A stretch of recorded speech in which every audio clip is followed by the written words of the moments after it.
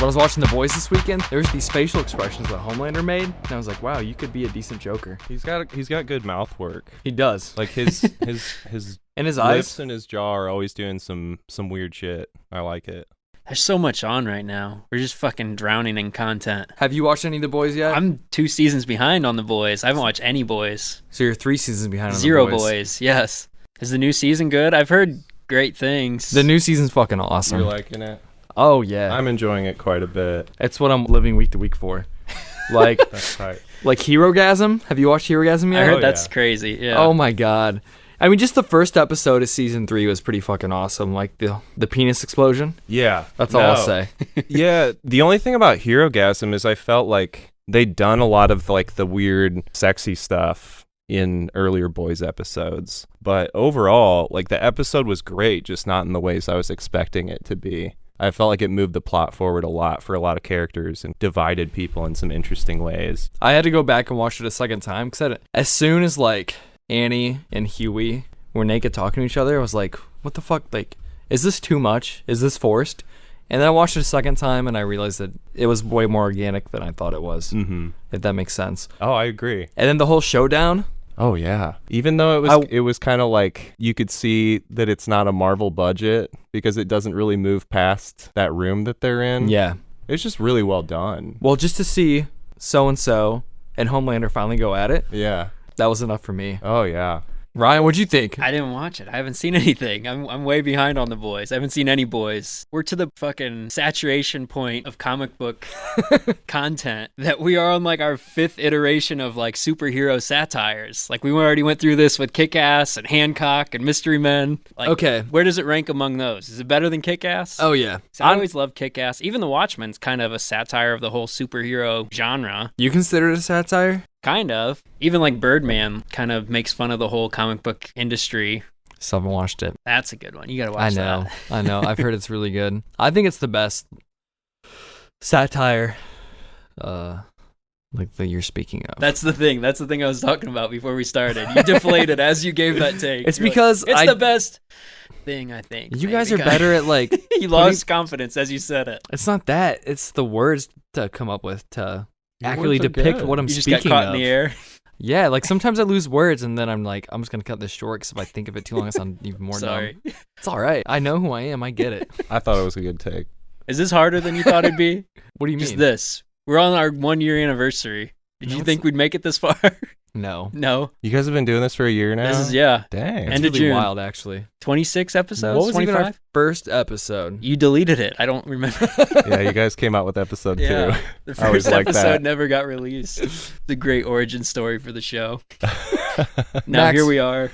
Where would you rate The Boys? I agree with you. I think it's top-notch satire, and I think it's important that like you can tell it's by people that love comic books, right? Yeah.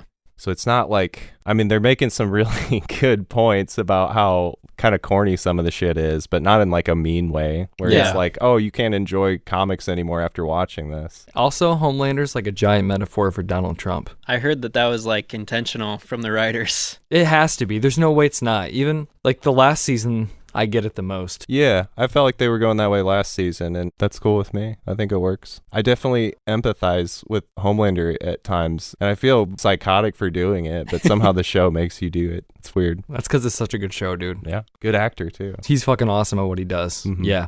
The moments where you look at him and he doesn't say any words and he just looks like he's becoming unhinged. And I think my favorite part about the beginning of season 3 was whenever he talked or whenever he really did anything, it would show like Ashley or Gus Fring Mm-hmm.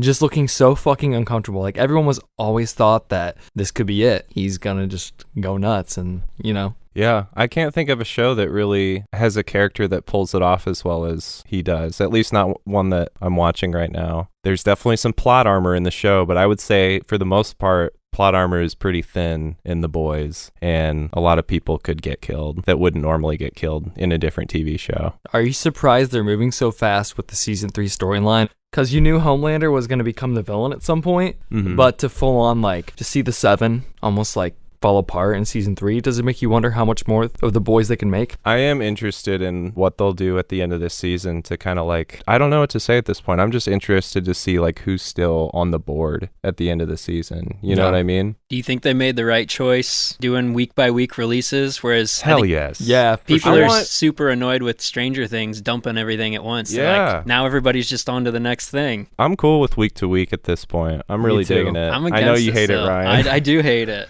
I wouldn't mind right now if I had The Boys on Friday night and Stranger Things on a Monday. Right. You know. Well, there's a ton of stuff. Only Murders in the Building starting up. Westworld starting up. Yeah, Westworld. Just constant. Did you like the last season of Westworld? Nope.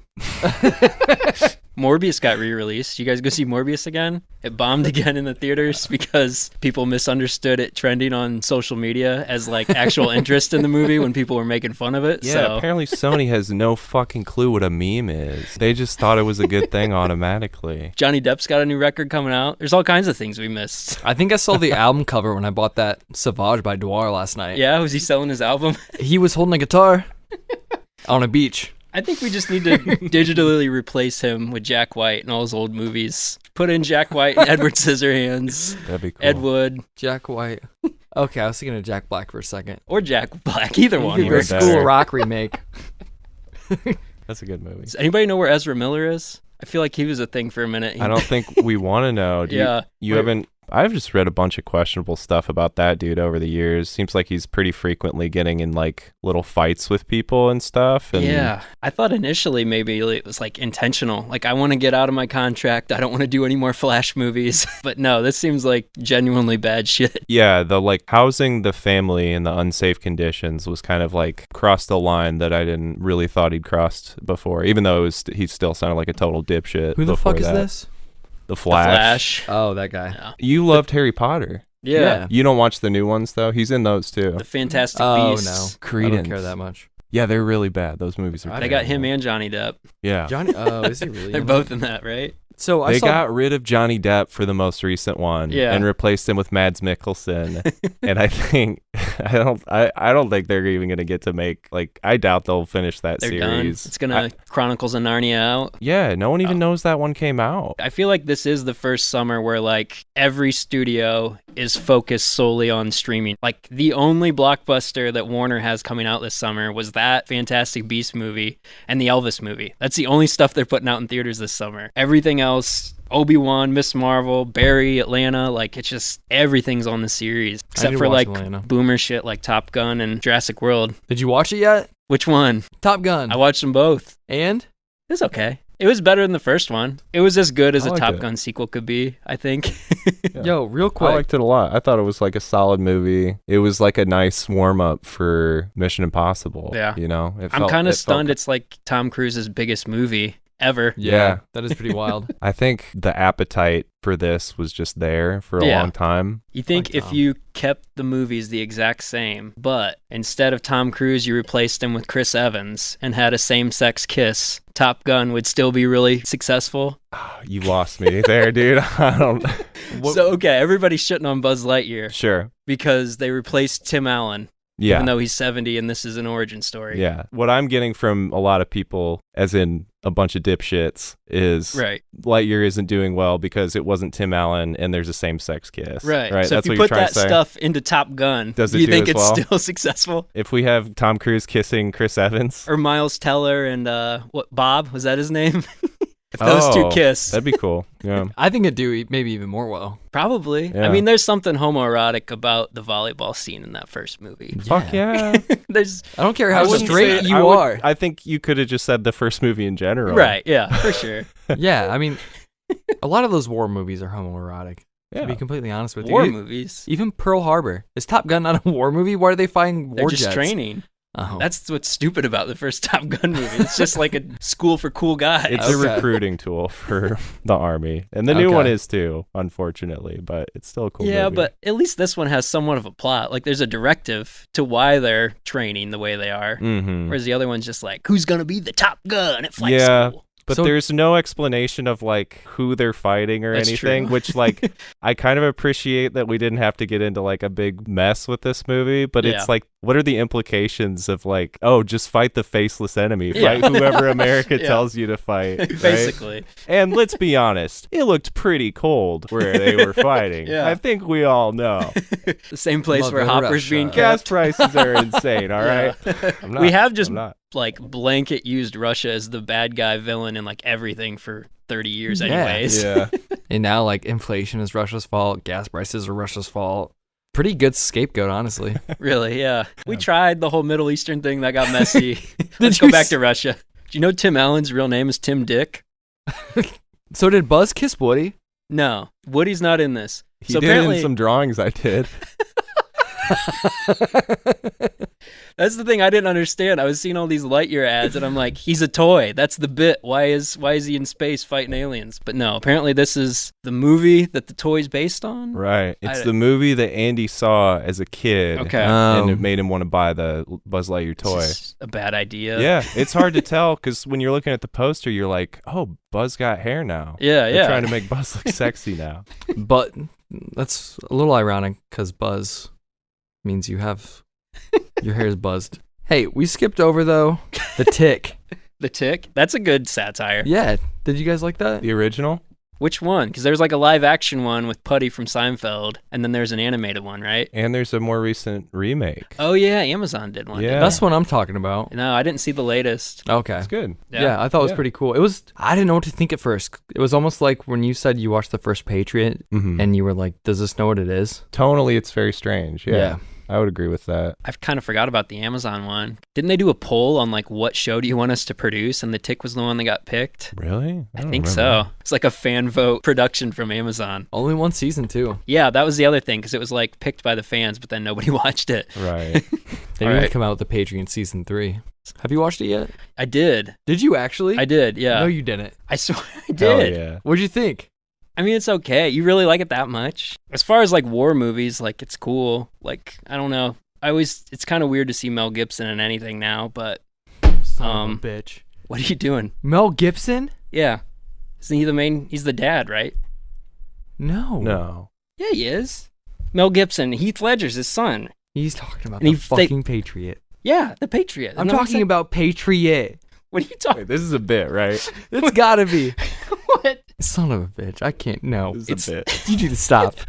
It's on Netflix. You're too good at lying about this. The Patriot. Yeah. Shut the fuck up. The guy that made fucking Independence Day, the American Revolution, Mel Gibson.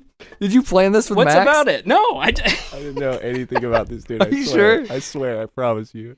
This isn't what you were talking I about. wouldn't have let him do this. No, it's the. What are you talking? Patriot. Never mind.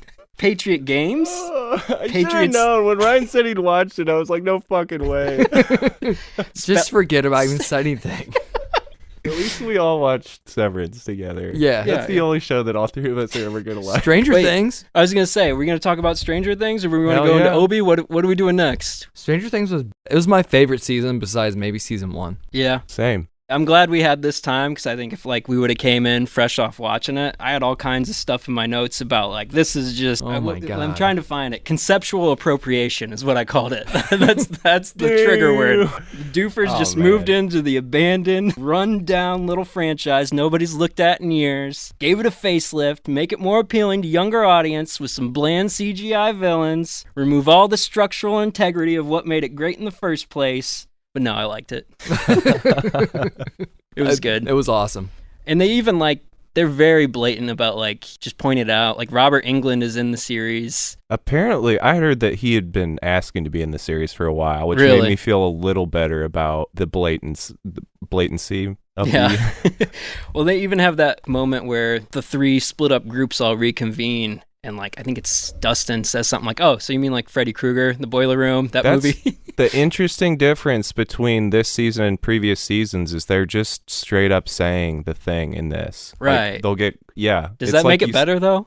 I that don't, they own it? I don't know. I don't know either. It's kind of a cop out, I feel like, a little bit. It was good though. It's really well made. Like, the characters are all so well done. The only thing I didn't really like was Hopper's whole side plot. Yeah. What'd you think of that, Ben? One of the things I really liked about this season was that a lot of times, like in like, you remember Twin Peaks when James like has an affair with that old lady? Yeah. And it does nothing for the show? Yeah. Like, a lot of times shows have these side plots that I could care less about, but every single side plot that was going on, like, you had a group in California, you had a group in Indiana, and then you had the group in, like, Russia trying to rescue Hopper.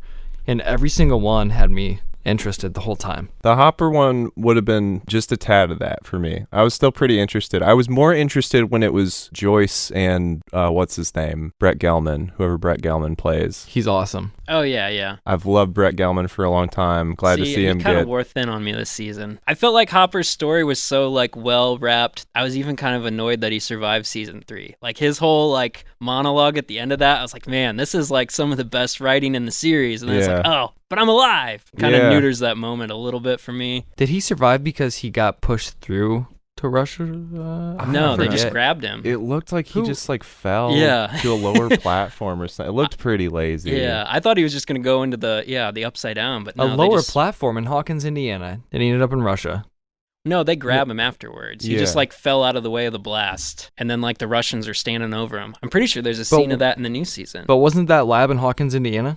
Yeah, but the Russians were there. I thought he fell through like a portal or something. But they like borrow just as heavily from Hellraiser as they do Nightmare on Elm Street, and that doesn't get any credit. At least they call out Nightmare on Elm Street. Nightmare on Elm Street's just more sacred to me. That's like up there with Batman as like favorite fictional characters. So I didn't mind as much when it was Firestarter and E.T. and The Thing and Twin Peaks and Poltergeist. I feel like it's also kind of like a more recent phenomenon just because of how easily we can just access any movie, any media of any kind. We all have this same reference point of movies and TV that we grew up on, whether it's audience or directors. Like, how do you acknowledge that without fully leaning on it? Where it's just like reference after reference. Like, this, I think, does stand on its own merits, but there are points where it's like, okay, you couldn't branch out a little bit more from the source or from your inspiration. What do you think about the kids who will probably never ever watch Nightmare on Elm Street or Hellraiser, and they just get Stranger Things? That's what bums me out the most. Really? The thing that I like justify it in my mind is like when I was a kid, I saw James Gunn and Zack Snyder's remake of Dawn of the Dead. I was like, oh, this is really cool. And it made me go watch the original Dawn of the Dead. And I'm like, that's like my favorite horror movie of all time now. So at least like leads you on a path towards those things. So my hope at least is like people watching Stranger Things or kids see like, oh, this guy watching The Thing on a TV in the background, or like Robert Englund is in it and they mention Nightmare on Elm Street. Eventually they go to Nightmare on Elm Street and see that as like a source point. Yeah. But yeah, to just think this is the only interaction a bunch of people are ever going to have with those things, that's what bums me out. Do you think you have to go like so far back though? Like, what about, do you think Nightmare on Elm Street had any inspiration from any other source? Right, no, and there's other instances, like we were saying with Star Wars, like they borrow a lot from like comic books and Dune and all kinds of stuff. It's a weird thing to navigate. That's kind of what I was working out in my head, is like, how different is this from Dune and Star Wars? Right. Which are pretty, I think at the end of the day, fairly different stories. Yeah. Oh, yeah. I think that's the difference. I think we've always looked at Stranger Things as something that's wearing its references a bit more on its sleeves than other stuff. And I think we accepted the show for that, even though some of us were kind of laughing at like Elle floating the toy Millennium Falcon in the first season. Right. For me, Stranger Things is what it is. I think it's egregious when you're relying on the source material as shorthand for people to understand what you're doing. And for me, I think it's some of the stuff is just like the blatant recreations, like the way that like, what's his name? Eddie Munson is like out on the run, like hiding from cops is like an exact story beat from the first movie, or like, which I didn't know that at all. Some of the shit that 11 does in the first season is like, yeah, she's E.T. right now. Like this is obvious. Yeah, those ones I know for sure. Yeah, or like the whole like Vecna origin story where they use the exact music that they use in Dr. Manhattan's origin story from the Watchmen movie. It's like you couldn't pick any other song. Like I don't want to say like you can't use this forever, but like I don't know. Some of that stuff just rubs me the wrong way. Or like, I think I pointed that out to you with an Atlanta episode. Yeah, because Donald Glover really got into like thinking he's Jordan Peele, and then he even used the same needle drop music from Us, and I was like, okay, he really does think he's Jordan Peele. That's not just me. I don't know that there is like a good example to point to, because like you do get in the almost like the referential Seth Rogen territory where everything's just a reference joke, and you need that foundation of ideas to already like lean on whatever you're trying to produce. But it's also weird when they just ignore it and act like nobody's ever seen any of this stuff when it's kind of ingrained in all of our upbringing at this point. Sure. What'd you guys think of Eddie Munson? I thought he's a pretty awesome addition. Yeah, he's pretty good. I liked him. I liked him better when he was on the run. Like at first I didn't like him. Anyways. That died again. There it goes. I didn't anticipate, like, when I started watching this show that Steve was going to be my favorite character. And like, yeah, dude. It's not even close anymore. Like, I see fucking, what's his name? Steve is an awesome character. Jonathan. That's the one that you don't care about, right? Yeah, fuck John. That's who I don't care about. Who's Jonathan? That's the brother. I usually I don't care about him dude. anymore. Nancy's boyfriend. Yeah. I remembered her name. I definitely don't care about him. Yeah. How do you feel about rooting for like the jock versus the nerd in this movie? I was kind of pissed I was rooting for the jock at the end of season 1. So the fact that he's like stuck around and like won me over, like, yeah, far and away my favorite character on the show. Yeah, great. He is really good. Finn.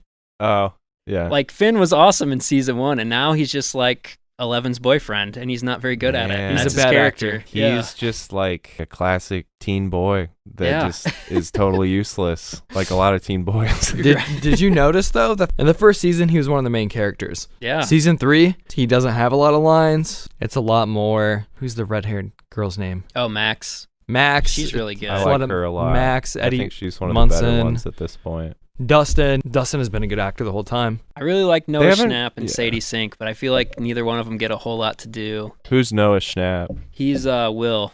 Yeah, he's good too. He's kind of like stuck in between. They've kind of made some ambiguous hints at maybe some sexuality stuff going on, but haven't like fully broached that yet. But Sure. I don't know. I thought Flynn was not a very good actor in the season. yeah, he's dropped off quite a bit. I think there's a reason for it. Yeah, what is it? Sorry, I meant a reason for his drop in appearance screen time. Oh, I thought you had he's like not some good. inside Because he's- information. Oh no, from what I heard. It's funny because he's the one that's gotten so much work outside of Stranger Things. Yeah, I'd say he's had more than anybody. But it does kind of seem like the more I see him at this phase in his career, it doesn't seem like he's doing anything differently. Like all the roles he's pretty much just doing the same thing. Yeah, it was the big one. It's just like the R-rated version of Stranger Things. Uh-huh. Well, I thought in that era he worked a bit better. As time goes on, it's like, yeah, I don't know. I think puberty wrecked him. Could be. Yeah. He can't hide behind the little kid voice anymore. He's somewhere stuck in between. There's some Poor people kid. that are like good kid actors, and then they just maybe never be good again, unfortunately. Yeah. I will say the other thing that kind of annoys me is that just nobody ever dies. The cast is grown out to like 15 people at this point. And Yeah. like, They Hopper's gotta the have closest. they gotta have some Barb, big deaths. Barb doesn't count. Well, No. okay, beginning of season 3, like 3 people get fucking like whatevered. But like They're main not- people, just Of throw course away they're people. not, They're new because it's- characters, yeah. You had Max's brother and Sean Astin. That was You it. compared it to E.T. I mean, they're not going to kill the original like kid cast. Honestly, at this point though, with how dark the series has gone, if they don't kill one of the main cast at the end of these 2 episodes coming up, I don't think it works anymore. On the as count well. of 3, say who you hope dies. What? No, I don't hope any of them 3, die. 2, You said you want 1. blood. Jonathan. Flynn. Ryan? None of them are named Flynn. Yeah, you keep saying Flynn. What's It's his Finn. name? Finn. See, I hate him so much, I don't even know his real name. Maybe Dustin. What? Enough. You know? He hasn't changed, man. There's no arc for Dustin. Yeah. He's just doing the same His thing. little bromance with Steve was good. That's played out. He has a girlfriend, Susie. Oh, Susie, she can get out of here too. She got shoehorned into this season. Yeah, I wasn't a fan I of that. forgot about her. The more we talk about this, the less I like it. Yeah, one thing I do want to say about the season is like, as much as I enjoyed it, I think it did get into this territory of thinking it was almost like prestige TV. And I think Stranger Things needs to back the fuck off of that. Like when they're doing the slow zoom on Hopper for like 5 minutes while he's talking about like how Agent Orange fucked him up, I was like, this show has not earned this shit. Yeah, was dude. that real? Is he just got like a Vietnam background now? Apparently. What was that? That felt ridiculously was out odd. of tone with the rest of it for me. Yeah. That, and this isn't the same category, but as much as I liked it, I think that they hit a good medium of like giving the show a little more gravitas when one is doing his big thing. Yeah. Right? Good score. Yep. Good stuff going on there. Score from Watchmen. But, whatever. But, did they need to show us the tattoo at the end? No. Like, who the fuck needed that? Who the fuck needed to see? Me. No, That's what I was like. No, you didn't. I was like, oh, it's him. They do pack a lot, though. Like, I gotta say, for as drawn out as a lot of these shows are, it feels like you're watching a movie, like, on half speed. Mm-hmm. This feels, like, worth the runtime. There's a lot of fun stuff in it. Yeah. They cover a lot of ground. They do shoehorn in a lot of characters, whereas, like, I'd probably be okay if they dropped a couple, but I'm not super mad about it. Not a lot of shows would make that much time for the stoner pizza friend. Yeah. But I love that guy. He's great. Yeah, he is. Like, I will say, initially when I got pissed about Nightmare on Elm Street stuff, I did rewatch some of the old movies, and they don't explain anything about how Freddy Krueger can just live in dreamland. So at least they tried with Vecna's whole backstory and, like, giving a little more depth to the Upside Down as opposed to just this evil world that sometimes opens up. I was unclear on whether or not it almost seems like it's like this sub-dimension of the Upside Down or something. I mean, it looks pretty different when Vecna's in his, like, It's true, lair. his little realm, yeah. Yeah. Didn't they say that the Mind Flayer used Vecna as like their 5-star general though? That was Dustin's theory. Yeah. Right. And I'm hoping that Dustin is wrong because I think if Vecna's not the main villain, that's disappointing in a way. Really? Yeah. But I feel like the Mind Flayer was capable of so much more. Well, yeah, but I think you get into almost this, like, I don't know, like eldritch horror territory there where it's like this unknowable evil. And I think that's less satisfying at the end of a show than like a villain with a face. Yeah. I So thought that was one of the best parts of this season is that this was the best villain for me by far. Oh, yeah, Like- for sure. Would you rather there be less clarity and think about like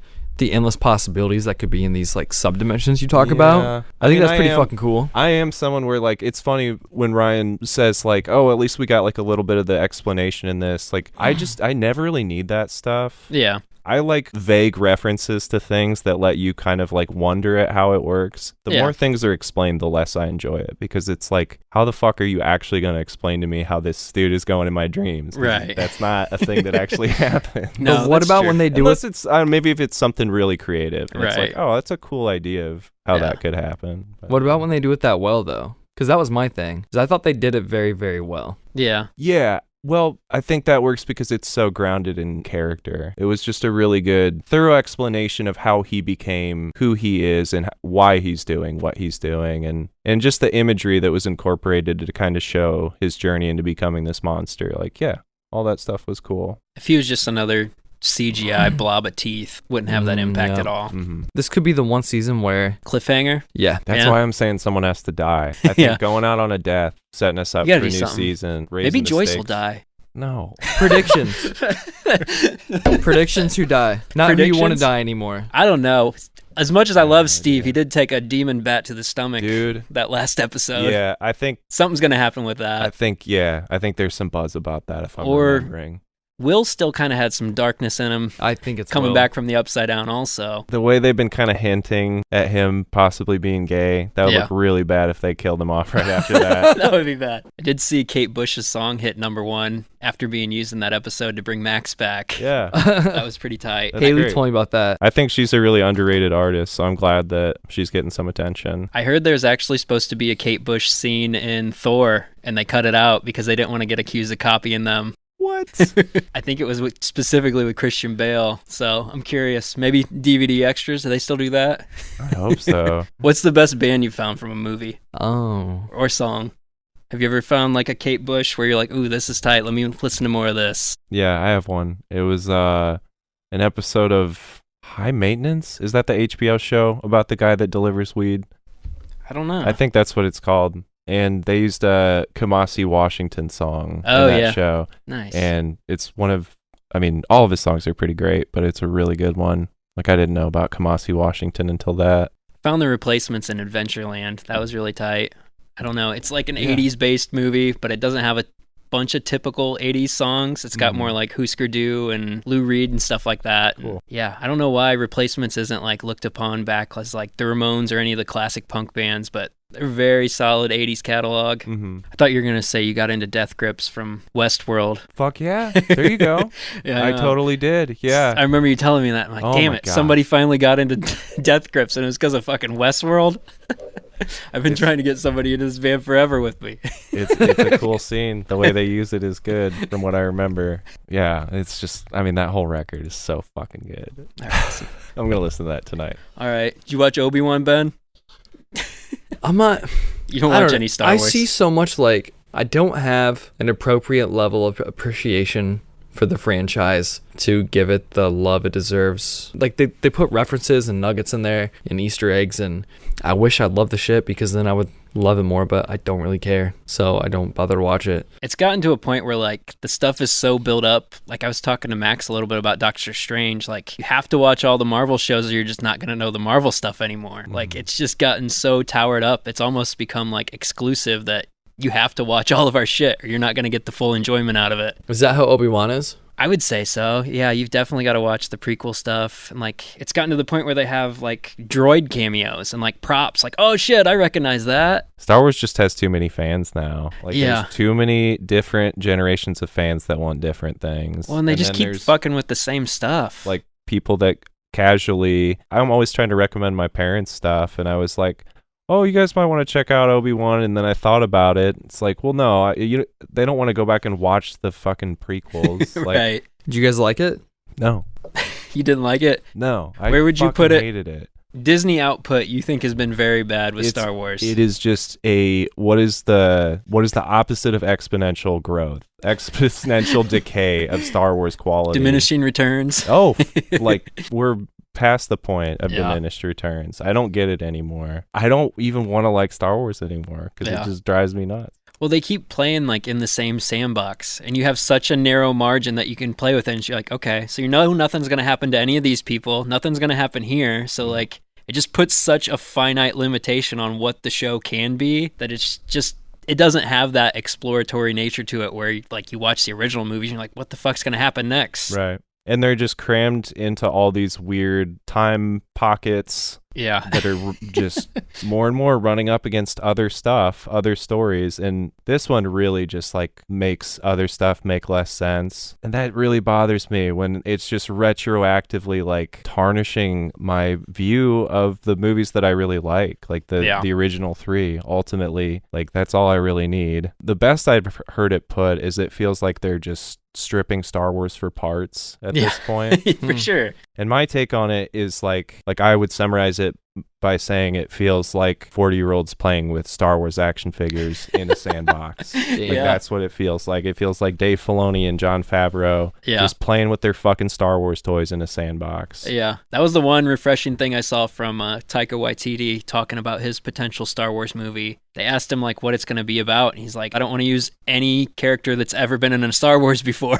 Yeah. That's pretty sick. Right. I mean, that's the way you need to go if you're going to go with this huge galaxy of characters and planets. To keep revisiting the same timeline over and over again, it's stretched way too thin. I don't know. Ewan McGregor was good. So is Hayden Christensen. Yeah. I felt bad because it's like, dude, I want this dude to get, Little redemption. The redemption, yeah. I was not a fan of tying young Leia into the story at all. That felt really like a reach. Great actor. Yeah. She's super cute and fun to watch, but we didn't need a Baby Yoda in this one. No. Like, come on. I hate the thing too with any prequel where it's like at the end she gets like a gun holster from Obi-Wan Kenobi. Yeah. I hate that thing where they're like, yep, here's how Lando got his cape and this is the only cape he had forever. Right. The end. Like she had this gun holster since the time she was a 5-year-old. Bad. Who is sitting there like waiting for Leia to get her gun holster? Right? You What? ever wondered what Chewbacca's dad looks like? There probably we've are seen him, people dude. that He was are. in the holiday special. That's right. Lumpy. I can't remember which one I think Lumpy's is dead. It seems like they're just constantly planting seeds for more shows. Instead of forwarding the plot that they're currently working on, it's like, well, here's a couple more characters that we may do something with. We'll slap this out here. If it gets a response, we'll go down that path. Like, they're just constantly throwing stuff up and seeing if anyone cares. And it's like, just do the thing you set out to do. Yeah. What is the one after... Shit, it's the third Star Wars. What's it called? Return of the Jedi? Rise of Skywalker? From the original trilogy? From the original trilogy, yeah. Return of the Jedi. Okay, so how are they out of Resistance again? Does it even explain it? I thought there was just opening credits and they were just fighting again. No, basically. That was It's the not thing great. that bummed me out about Force Even though Awakens. I hated that. Yeah. I know. I get that too. Even though I like Force Awakens because I think I don't know. It was a fun movie. It did some cool stuff. In 10 years, I might look back and be like, this was the whole problem, is that we thought this was cool. Yeah. When it was really just like pure nostalgia, like nothing to it. But no, I think that movie has good characters. And like, I loved Last Jedi. I thought that was a great movie. As much as people don't like that, and I totally get not liking stuff about that movie. I'm not going to tell anyone not to. But I think he was one of the few people that got what you're saying, Ryan, where it's like, we really need to break down some of these walls. And like, I think people didn't like that he was just straight up doing like the opposite of what they wanted him to do. Yeah, for Maybe sure. you don't need to go that hard on it. I thought it was cool, but but I think there's a lesson there that is kind of like what you're saying too, which is just, I mean, you need to create more space. We need to let people like Taika Waititi create all new characters and just do different stuff, because there's definitely some people working there now that seem to think like it just has to be the same grab bag of tricks. For sure. You know? Yeah. What do we know about Princess Leia? Oh, she gets kidnapped. So that's what needs to happen to her in this TV show, because that's a fucking character trait, is that she gets kidnapped. She needs rescued a lot. Yeah. Yeah, it's in her DNA, apparently.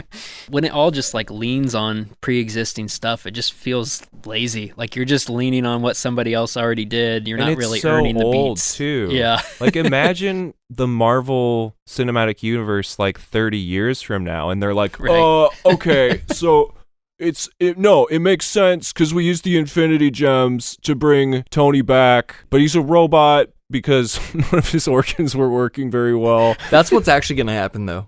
I don't know. Yeah, and it's going to be sloppy and dumb and not fun. That's what Star Wars is now. It's too old. Well, it needs to be like less frequent. I know Marvel's gotten good at just pumping out stuff like 3-4 movies a year and now series, but like Star Wars isn't made for that. No, they it tried doesn't to treat it like the same kind of thing. Yeah. They did that with movies, and then they were like, oh, this isn't working.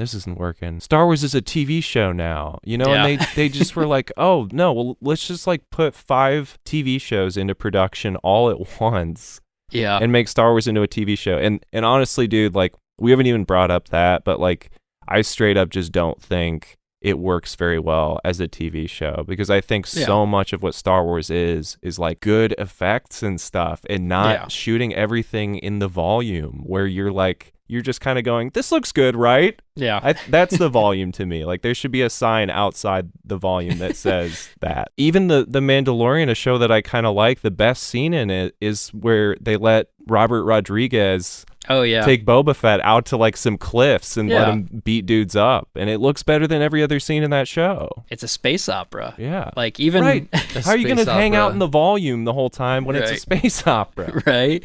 I mean, how many times did Darth Vader and Obi-Wan fight in this show, and it just feels so small, and it's always like it doesn't matter. The location sucks too. They're just like, I don't know, like rocks and sand, I guess. It's so like they don't even try to make cool locations. And think about the movies. Right. Like, even the prequels. It's like, say what you will, those locations are fucking cool. Yeah. He did like a mushroom planet and stuff. They don't come anywhere close to any of that stuff. It's always just dirt. Yeah, that was the one thing Lucas did. Even if his stories weren't great, he always took you to like new planets and new environments, new creatures. Yeah. There hasn't been like a new Baby Yoda. Is that the best new character we've gotten since Disney bought him? I don't know, man. I mean, I think you just bummed him out. Yeah, sorry. I like Baby Yoda. He's cool. He's cute. He is cool. I like the weird little guy in Rise of Skywalker, but he didn't really do Babu anything. Frick. Yeah. Babu Frick was cool. That was cool. There's good stuff here and there, but you know, it's not worth the price you pay to have your heart broken. Did you listen to the new Joyce Manor, Ben? I When you first said it like a month ago, I listened to a song.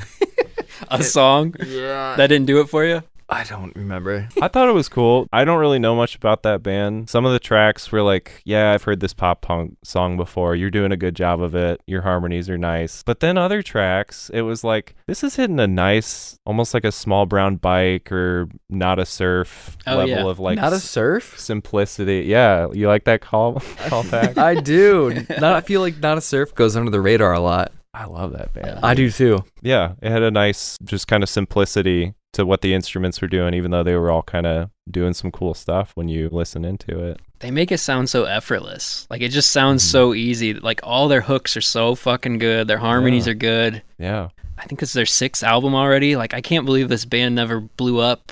Like, Leather Jacket and all that stuff was huge. Leather Jacket and Beach Community are my 2 favorite Joyce Manor songs. That backup vocal in Beach Community gets me every time. Everything reminds me of you. That's great. Oh, yeah. They should be the next Blink-182. Why didn't this happen for them? The recordings are pretty rough. They could be a little better. I like it. They got polished on Never Hung Over Again, but then they went super soft indie the next 2 records. Who did I listen to the other day where... You're asking me who you listen to? I talked to you about it on the phone, I swear. I was like, yeah, the mixes remind me a lot of Joyce Manor's. Oh, my God. That was a month ago. We took a month off. This is not good. Dude. Yeah, it's been a while. Who did I say listen We're out of practice. to? Did you kind of write them off when they went anti-stage diving? Was that it? Because I feel like you were gung-ho on them, and then you were like, nah, never mind. They went anti-stage dive. They're Yeah. huge anti-stage. They invented anti-stage They dive. didn't invent it, but They... Fugazi kind of invented it. Okay, well, You they guys made don't it... like that? They made it cool again.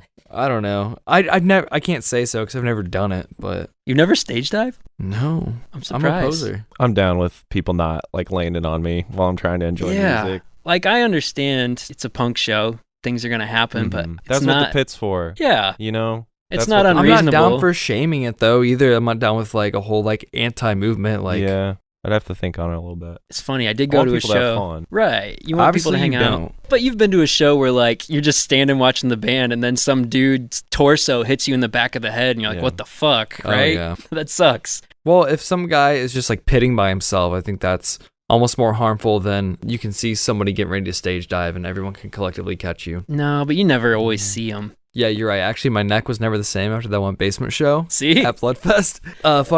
They always open up with like Hole, and they just have this big open fucking riff they hit, and it's like drop D, half step down, so it just like, it feels so good, like it hits so good, and then they go into their riff, and I was looking this way, the guitarist, and it went, the guy landed on me like that, and I was like, God damn it.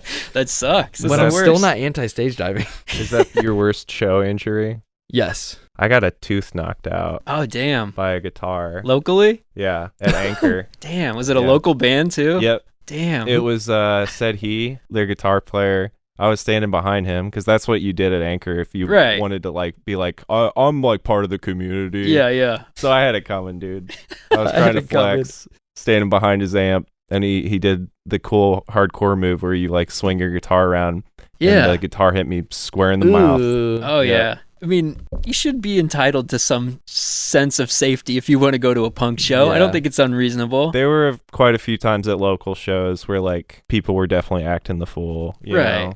There Oh, were, yeah, dude. You knew who they were too. You know who the pit boss is. There's always the pit boss. He's usually got his shirt off like before the first band plays, and Yeah. he's just stalking back and forth with the tall boy in his hands. Well, Like, what makes me mad is like when you don't mind his own space, like, they usually do. there's a circle, no, and then sometimes they like start bumping into people outside of Yeah. the circle, deep outside of the circles where I'm like, I'm deep outside of the circle for a reason. They do get a little testy when no one joins them after a few sets. They Like, do. all right, nobody's in my pit. What's up, guys? Uh-huh.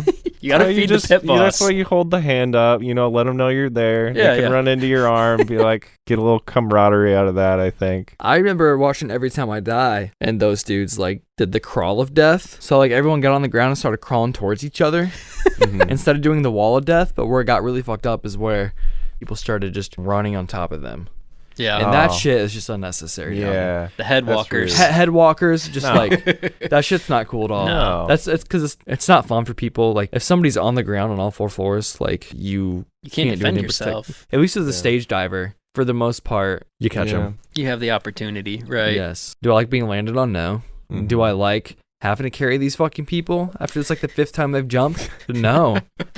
Not at all, but stage diving was just dangerous when it was like, or even like crowd surfing with girls, groping and shit. Like, that's just disgusting. Well, and that was the instance where Joyce Manor, like the video got posted. It was some giant dude. He's like, you've landed on this like tiny girl like 4 times. You keep jumping right there. Like, how much do you weigh, dude? What are you doing? Okay. Well, that makes sense. That's the problem, is like there are going to be people in there where it's like the 3 of us, it's pretty easy to do. Like you said, just kind of keep your hands up.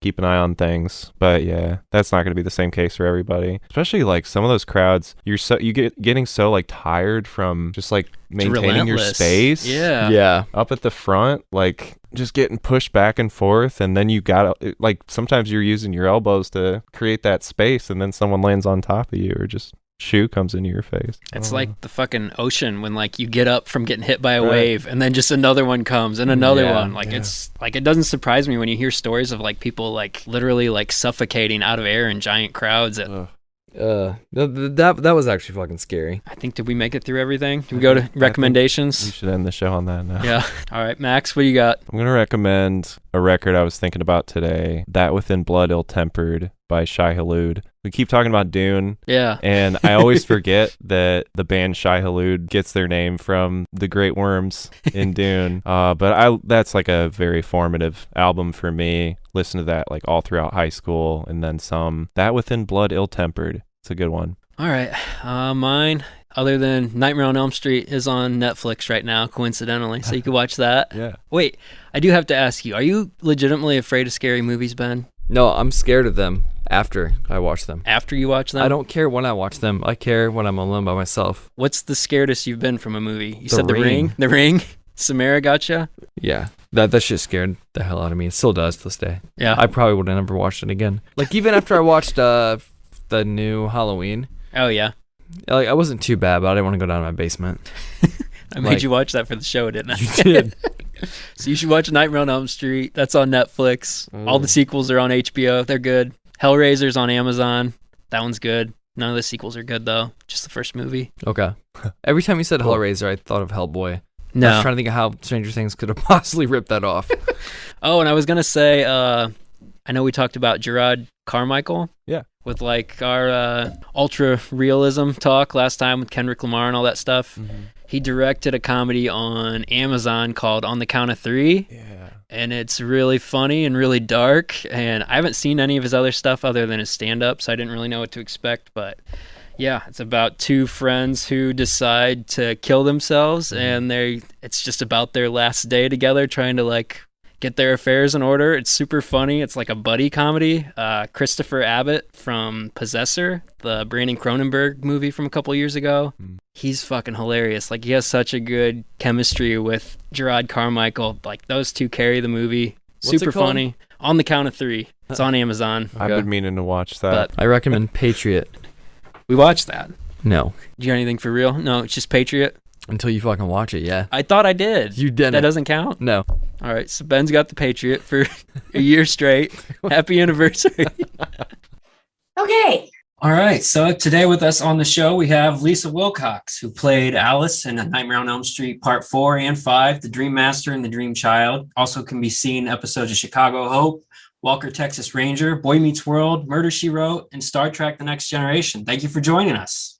Well, thank you for having me. So you went straight from television, very young in your career, into starring one of the biggest horror franchises of all time. Did you have any idea of the weight of the world you were stepping into with the Nightmare on Elm Street franchise? All I know is I was super excited because I've always been a fan of Nightmare on Elm Street, and I have been a fan of horror since I was little. So believe me, it was a wonderful day when I learned that I booked the role of Alice. I read online that you auditioned previously for a role in Dream Warriors. Was that true? No. No, you didn't? Okay. Nope. I mean, I get asked that, and I am certain I would remember, again, because I'm a huge fan of Nightmare on Elm Street already, and I would remember having an audition for Dream Warriors, but right. I don't know where this came from. I'd love to talk to the person who keeps announcing this. I don't know because, I could be dead wrong. Back then there were a lot of auditions, you're running around town and whatnot, but I just don't think so. So you're a fan of horror going into that. What were some of your favorite horror films? I'd have to say I'm pretty much old school. The Exorcist, Carrie. I love Carrie. The 70s. Yeah.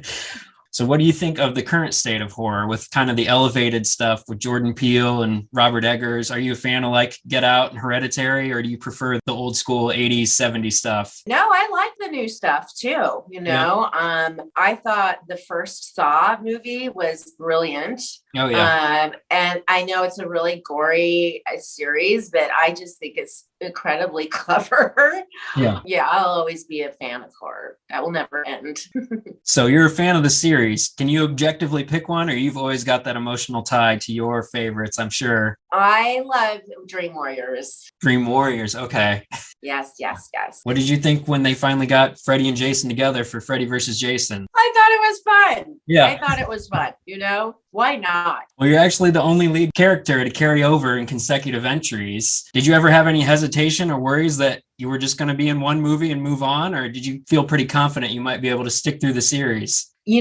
Back then, I just didn't even think that way. I was just so more in the moment and just doing, the best I could with the role. And it didn't even really occur to me. It's the best way I can answer that question. Gotcha. Okay. Well, these things were pumped out so quickly in the 80s. You had 3, 4, and 5, all one after the other. Less than a year, I think, sometimes. And you also dealt with the writer's strike during the Dream Master. So it's been rumored that there was a lot of improvising on set with the directors kind of coming up with dreams without the script really being finished. And you guys had to maybe improvise some dialogue yourselves. Is there truth to that? Well, yes, and I've heard that rumored as well. And seriously, when we started, we had a script, but we did add some stuff, and I can't speak for all the cast, but Andras and I did come up with this scene where I'm in the den and I'm watching a video and Kristen's died, and Rick, played by Andras Jones, comes in and he's like, "What are you doing? I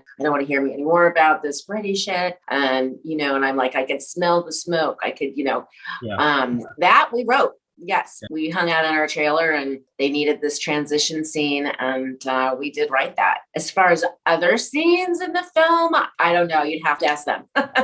So what was it like working with Robert Englund, kind of the peak of Freddy Mania when he's this huge pop culture icon? Yeah, it was pretty cool. I was nervous the first day of filming. I'm working with Freddy Krueger, oh my gosh, but he's very down to earth and just a great guy and makes you feel comfortable immediately. There's nothing assuming about him at all. So it was all fine. So Nightmare 4 comes out and it's a massive hit, does even bigger numbers than Nightmare 3. How long was it before you got the call to come back for the 5th one?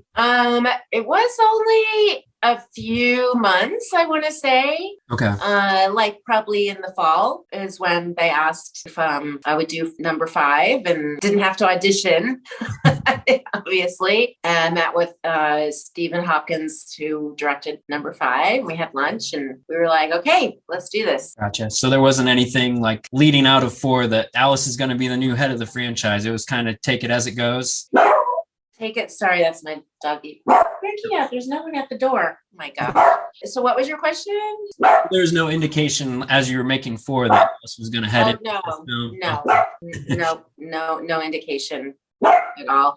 And, when we're making it, we had no idea how well it was going to do. Right. We were hopeful, I guess you could say, and whatnot. But Chester, what are you doing? Shush. Sorry about that. Oh, you're fine. Chester's a dog's name? Chester. Oh, nice. He's a miniature dachshund. I'm always nervous mine's going to start barking. So when I hear someone else has a dog, I'm like, okay, at least they'll be understanding because they're a dog person as well. Oh, I know. Here, I'll show you to him. There's Chester. He just wants to say hi, Chester.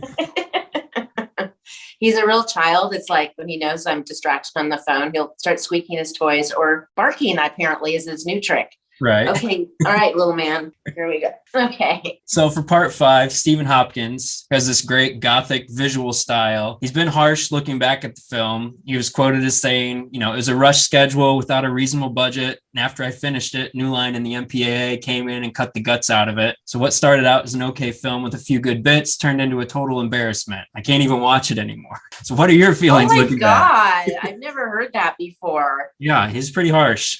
That's really harsh. That's just wow. Well, I don't feel that way at all. I know they did edit a lot out, like the motorcycle scene. Yeah. They kept rating it like X-rated and they had to keep cutting and cutting and cutting. But that's the only scene I recall where they really cut it up. But I think 5 gets a lot more appreciation now in 2022. And actually, I would say in the last 3 or 4 years. And it's some of people's actually their favorite one. I mean, think of 1989 and all the taboo subject matter that this script is approaching. I mean, it's crazy. We have sex before marriage. We have teenage pregnancy. Possibility, is she going to get an abortion?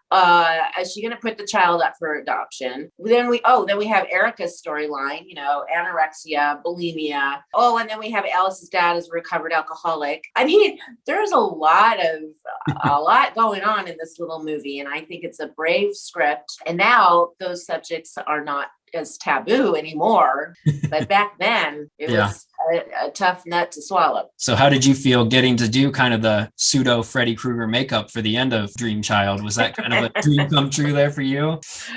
Oh my God, it was horrible. Oh my gosh, absolutely horrible. I mean, I could not wait for that to come off of my face. I mean, literally, because, you walk by a mirror and you're like, and it's so weird because it makes that makeup, it has a thickness to it, they're prosthetics. And so like your face all of a sudden becomes like bigger, Yeah. But that was really kind of a drag. You've got a long time. I mean, and I had the old makeup too, though. I had old makeup done in Nightmare 4. Right. For old Alice as well. But getting the whole Freddy thing, is creepy. A little more time intensive, I'm sure, also. Yes. So the big trend lately is having this big legacy sequel where they bring people back. Would you ever do like Alice returning to Nightmare on Elm Street for a big reunion with Robert in the Nightmare on Elm Street series? Or do you think the way Wes Craven put a bow on everything was fine, just leave it as is? I would love to wrap up the story of Alice and Jacob, quite frankly. It's like, what the heck? What happened? what happened to them? But, I just don't think it's going to happen because Robert is pretty firm on, he's not going to be doing, Freddy Krueger anymore. Gotcha. And I feel like a film without him in it would just be not, he's created this incredible monster and he's just would be very much missed. So did you think there was any possibility for Alice and Jacob's story to continue in the 6th film? Or do you think once the reception wasn't as big for 5, that was kind of the end of their story? Yeah, it just did not do well at the box office. So I did not expect to continue on in the series.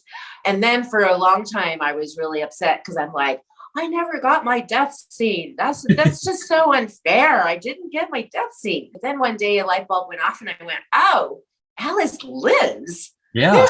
This is awesome. Alice lives. In fact, I came out with a t-shirt line that said Alice lives on it. In the end, I'm very happy to say, Freddy never got me. One of the few. So did you happen to see Robert's work in the new Stranger Things season? I have not gotten to see it yet, but I've heard he's fabulous. So I'm planning to do that. Definitely before I see him in Chicago. Gotcha. Okay. So are you guys doing a convention together there? Yes. Flashback weekend. Oh, awesome. That'll be fun. Yeah. It's a whole bunch of us too.